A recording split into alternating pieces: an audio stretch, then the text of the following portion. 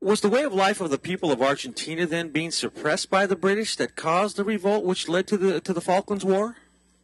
Absolutely not. The British and the Argentine people actually got along pretty well.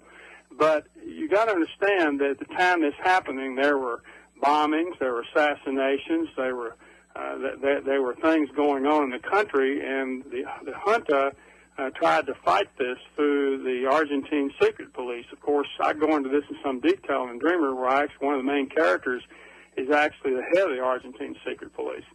But it wasn't enough. And so they had, in fact, the civilian population was turning against the Junta because of the disappeared ones. So these were people who were just disappeared in the middle of the night. And public sentiment, even though there were revolutions and bombings going on, was starting to turn against the military. But the British people were just simply they were the easy target because Malvinas was a popular cause among the Argentinos. They wanted their islands back.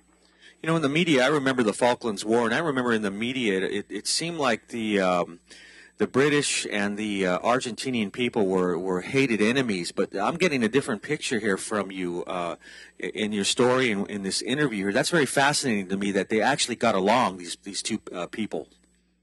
Yeah, if you read some of the historical accounts and some of the literature in Argentina prior to the Falklands invasion, the Falkland Islands were very remote islands, and very few Argentinians actually ever visited there. And Britain and Argentina had a very thriving economic relationship with each other, and this was totally something that was planned and used and done by the Junta to try to garner support.